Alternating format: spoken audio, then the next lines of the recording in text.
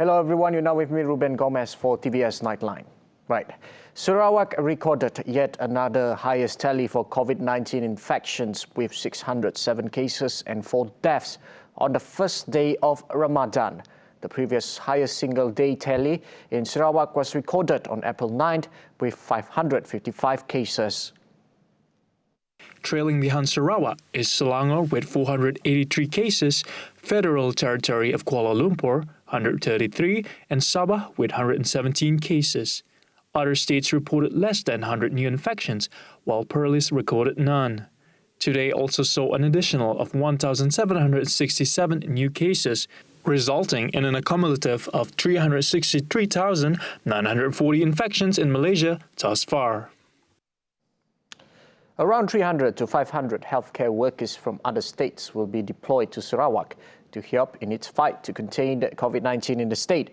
The mobilizations will see the involvement of various healthcare professionals, including doctors, nurses, medical assistants and lab technicians.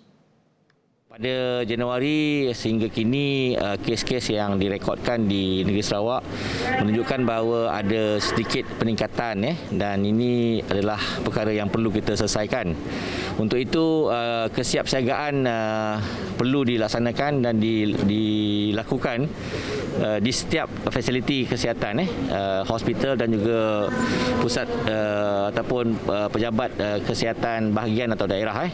Disiapsiagakan dan juga mampu untuk menangani apa juga kesan daripada kemungkinan ada sudden surge ataupun ada penularan yang dapat kita kawal. Bila kita membuat contact tracing di pendalaman ataupun di kawasan-kawasan yang wabak tercetus, kita perlukan ramai kaki tangan. Dr. Adam explained that his ministry has taken measures that would enhance the preparedness of health facilities in the state and evaluates the manpower issues faced by the sector. Kita sedang menyusun. Sebenarnya dulu kita pernah buat perkara ini di Sabah. Bila Sabah ada peningkatan kes, jadi Sabah dah menurun dan kita dah boleh ambil balik petugas-petugas di Sabah tu untuk dihantar ke Sarawak, dan daripada negeri lain seperti negeri yang hari ini kes rendah, kita boleh hantar ke Sarawak. He noted that the infectivity rate, or RT, in Sarawak continued to rise to 1.1. This means that a single person can infect 11 other people. Therefore, containment measures in Sarawak will be strengthened by tightening enforcement in some areas where cases emerge. Meanwhile, during his visit to the vaccine centre at Stadium Perpaduan Kuching, Dr. Adams said that Sarawak was already one step ahead with its mass vaccination centre that vaccinates at a rate of almost 40,000 people daily. Satu perkembangan yang sangat sihat dan awal dilaksanakan menunjukkan bahawa kita dapat tangani dengan baik dan juga persediaan kita lengkap dan mampu untuk memberi vaksinasi hingga 40,000 orang sehari di negeri ini. Meanwhile, the Special Committee on COVID-19 Vaccine Supply has decided to include media personnel in the second phase of vaccination. Dr. Adam explained that they are considered as frontliners as they are constantly at risk when out in the field. A growing number of Sarawak merchants are taking advantage of the new retail opportunities at the Sarawak Trade Tourism Status Gallery in Singapore. The strategic move aims to provide direct returns to suppliers in Sarawak, as well as testing the Singapore market for new export opportunities. According to Deputy CEO of Status, Putri Rosana, there is a demand for Sarawak products from both Sarawakians in Singapore and local Singaporeans since the pandemic started. 11 companies have so far entered into a retail agreement with Status and offer a range of consumable products and handicrafts. In December of 2020, the opening of retail at Gallery was well received by visitors and achieved sales of over 3,000 ringgit in the first 4 weeks of trading. Part of the proceeds from each sale are returned to the community in Sarawak, thus helping them to alleviate some income losses. Sarawak companies wishing to put their products for sale are invited to visit Status website at www.status.com.sg to register their interest or email zilarahmat@status.com.sg. One of the most difficult things to do is speaking in front of the public. However, over time it can be improved as well as build confidence and nurture leadership. One person who has learned this and now has become a professional speaker, trainer and motivator is Arif Azahari. Communication coach Arif Azahari was formerly a bank officer and is now an inspiring motivational speaker who has been involved with a worldwide non-profit organizations dedicated to public speaking and leadership training called Toastmaster International. Professional motivational speakers basically earn a living by doing public speaking as a trainer and motivator on a full-time basis. According to Arif, public speakers don't just speak, but they also need to know what they are talking about in front of the public. Motivational speakers should know their topics, and industrial experiences are considered important for them to deliver input that inspire their audience. According to Coach Arif, motivate and inspire carry two different meanings. To motivate means to drive you to take action, whereas to inspire means to trigger you to change. Being a professional speaker, simple lah. Professional means you speak as how do you earn a living. So basically that's how we make a living. We speak, people pay us. So that's professional. We do it full time. So there's ups and downs, of course. Like now to COVID, a lot of our programs being postponed and things like that deferred. So that is the business side of it. Coach Arif was interviewed during the Borat Tesi Peng program on TVS recently. That's my catchphrase. Amazing. The holy month of Ramadan has begun, and the Bedok, a traditional drum, has echoed throughout the nearby villages.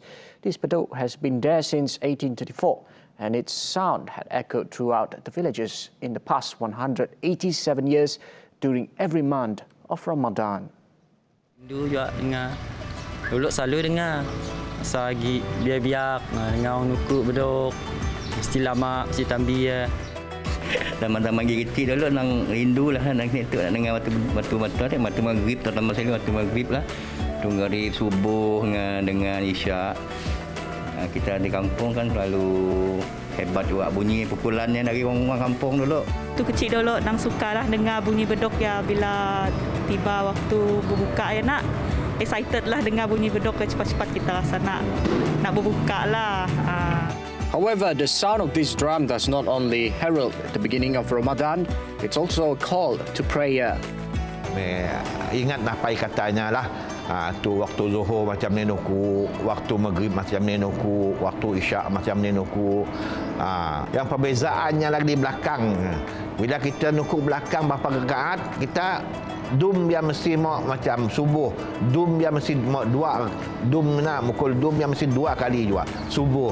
Bunyi maghrib dum dia mesti mau 3 kali juga. Bunda maghrib apa nak ada warning.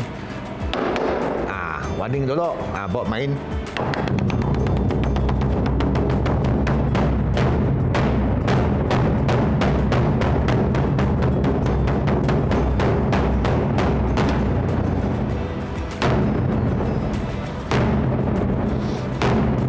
Hello there. Leaders of religious bodies in Sarawak have come in full support of the Sarawak government's COVID-19 immunization program and urge its members to register for vaccination. Comprised of the Sarawak Islamic Council, Association of Churches Sarawak, Sarawak Evangelical Christian Association, Malaysia Buddhist Association Sarawak Branch, Malaysia Hindu Sangam Sarawak State Council, Sarawak Sikh Temple Association, the Spiritual Assembly of the Baha'i of Sarawak, and the Kuching Hokkien Association representing the Taoist faith, the group made the announcement in a joint press statement. Moreover, it noted in the statement that much has been said about the permissibility of the vaccines, especially from the religious point of view. In view of this, it said the Sarawak government had a meeting with the various heads of religious institutions on the matter to discuss and update them on the current immunization program being rolled out. The statement said the heads of religious institutions presented during the meeting unanimously support the immunization program and subsequently forwarded their individual statements of support through UCAS. Muslims in Malaysia should be grateful as most mosques and suraus are opened for obligatory prayers during the month of Ramadan this time. This was different when compared with the situation last year. During the month of Ramadan last year, Muslims in the country had to perform prayers at home following the Movement Control Order (MCO) due to the COVID-19 pandemic. Walaupun begitu, saya ingin berpesan agar kita terus berdisiplin dengan mematuhi prosedur operasi standard SOP seperti memakai pelitup muka, menjaga jarak fizikal, tidak bersalaman dan kerap menggunakan sanitizer. Ramadan is a long-awaited month for Muslims as it is considered a month full of blessings and guidance. Semoga Allah mempermudahkan dan menerima ibadah lain kita di sepanjang Ramadan ini, insya-Allah. Selamat berpuasa. In order to increase the country's Wakaf fund savings and assets, an initiative has to be formulated at the federal level. This was to encourage civil servants to make endowment contributions, especially through salary deductions. The Prime Minister said this was among the 4 main points outlined in an effort to ensure that Wakaf becomes an important element in helping the country's economy. In this regard, he said Ministry Secretaries General and heads of departments and agencies at the federal level should play a role in encouraging officers and staff under their charge to make Wakaf donations. Meanwhile, Muhyiddin added the Chief Secretary to the government, Tan Sri Muhammad Zuki Ali, had approved the General Circular No. 1/2020, procedures to implement cash Wakaf donation through voluntary salary deductions for public officers serving in federal territories and states. The Ministry of Domestic Trade and Consumer Affairs, KPDN-SEP, has found that there are at least 25 complaints regarding the issues of cooking oil in Sarawak in 2020 until March 31st, 2021. Meanwhile, a total of 4,221 inspections have been done upon premises until April 12th, involving a total of 8 cases. Its Minister, Datuk Sri Alexander Nansalinggi, said the ministry will always take comprehensive auditing, especially towards the produce of oil. The matter was to ensure every produce of subsidized cooking could be accepted among its distributors. Based on records, there are 11 involved in cooking oil packaging under the Oil Price Rationalization Scheme in Sarawak with a quota of 3,067 metric tons. He said so after alleged reports regarding the issue of subsidized cooking oil in Sarawak. Commenting further, supply of subsidized cooking oil resulted from the dishonest actions from cooking oil distributors according to the set quantity in the market. Therefore, KPDN-HEP will increase monitoring on packaging activities on subsidized cooking oil. Despite the risk and hazards involved to occupants, some homeowners are still tampering with their electrical wiring. This time, an owner of a double-storey house at Tia Vista, Kota Semahan, was caught stealing electricity via underground direct tapping cables. In a joint operation by Sarawak Energy and the Enforcement and Legal Division of the Ministry of Utilities Sarawak, it was discovered that the power cables were still energized even though the electricity supply had been disconnected. It was later learned that there were hidden direct tapping cables connected to the main incoming supply, which bypassed the electricity meter, resulting in low readings. Load readings taken on site showed that the house owner should have been paying more than 500 ringgit per month instead of 250 ringgit. All tempered wirings and meters at the house were dismantled and seized. A police report was lodged and the house owner would be called in to assist with investigations under Section 35(5) of the Electricity Ordinance. Stealing electricity is a criminal offence which carries a penalty of up to 100,000 ringgit and 5 years jail. Homeowners are reminded not to trust any service provider claiming to be able to reduce electricity use or allow premises to enjoy unlimited usage of electricity through meter tampering. Members of the public may report any suspicious activity related to power theft and any service provider claiming to be able to reduce electricity consumption by contacting Sarawak Energy's Customer Care Centre at 1300 883111 or via email customercare@sarawakenergy.com. More than 18 million ringgit has been allocated for programs and assistance for women and disabled business operators, an initiative by the Ministry of Entrepreneur Development and Cooperatives, MADEC, together with the Women, Family and Community Development Ministry, KPWKM. In a statement today, Minister Datuk Seri Dr. Wan Junaidi Tuanku Jaafar said MADAC via its agencies such as the National Entrepreneurship Institute, Tabung Ekonomi, Kumpulan Usaha Niaga, SME Corp and Perbadanan Nasional Berhad has agreed to work with KPWKM to assist the target groups, focusing mainly in post-COVID-19 recovery and in expanding their operations. He added that women business owners are among those severely affected by the pandemic, as most of them are in the micro and informal categories and running businesses that are in the non-essential sectors such as aesthetics, fashion, spa, beauty, event management and wedding planning. Meanwhile, Wan Junaidi also stressed that MADAC is currently focusing on assisting businesses in going digital. In addition, MADAC is also keen to work with KPWKM via PNS to identify women-owned businesses that have the potential to be developed into homegrown franchise brands. Under its 5-year plan, PNS aims to achieve a minimum of 5,000 financing approvals for entrepreneurs, which is expected to expand the franchise portfolio to 700 million ringgit, create 18,000 jobs, and contribute 4.4 billion ringgit to the nation's gross domestic product. Malaysia and New Zealand have reaffirmed their bilateral commitment on defence cooperation. This will be under the Five Powers Defence Arrangement, FPDA, at the ASEAN Defence Ministers Meeting Plus ADMM Plus. According to a statement from the Defence Ministry, Defence Minister Datuk Seri Ismail Sabri Yaakob and his New Zealand counterpart Penny Hinare, the bilateral defence cooperation and excellent cooperation between both countries under the FPDA and the ADMM Plus was important.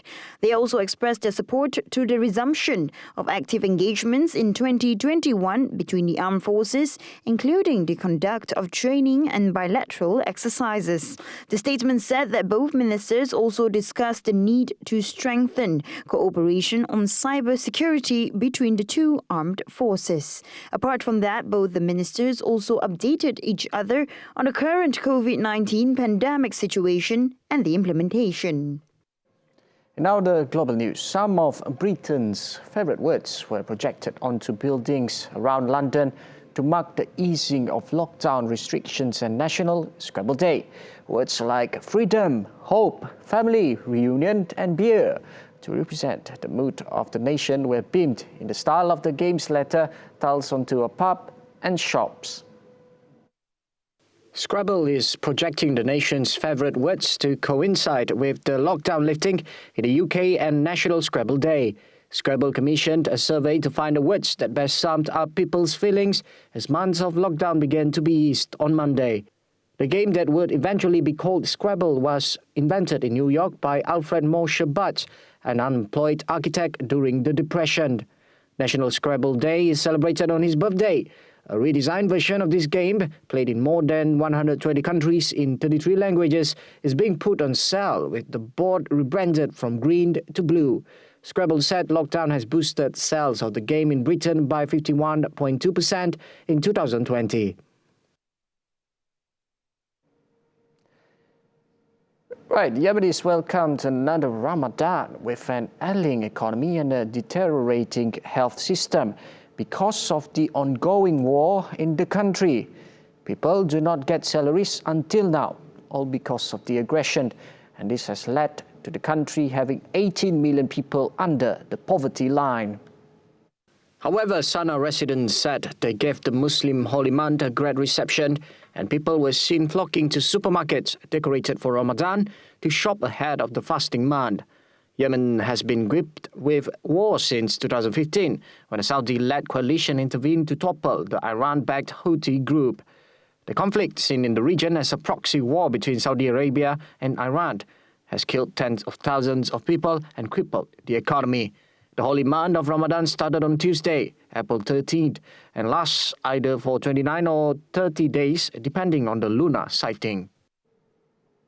International agencies, including the World Health Organization, urge countries to suspend the sale of live wild mammals in food markets. The They warned that they may be the source of more than 70% of emerging infectious diseases in humans. The guidance aimed at ensuring the global food system is safe and sustainable follows a WHO-led mission to Wuhan, China, to investigate the origin of the SARS-CoV-2 virus. The WHO-led team visited the Huanan market in Wuhan, where the first human infections of COVID-19 were detected. They said the new virus had probably been transmitted from bats to humans through another animal. The guidance said significant problems can arise when these markets allow the sale and slaughter of live animals. When wild animals are kept in cages or pens, slaughtered and dressed in open market areas, these areas become contaminated with body fluids, feces and other waste. This increases the risk of transmission of pathogens to workers and customers and potentially resulting in spillover of pathogens to other animals in the market. Well, that concludes the Nightline. Remember, the war on COVID-19 has not ended yet. And if you haven't registered yourself for the immunization program, register now in MySejahtera. And remember, always to wear your mask everywhere you go and comply to the SOP. Ruben Gomez, anytime, anywhere.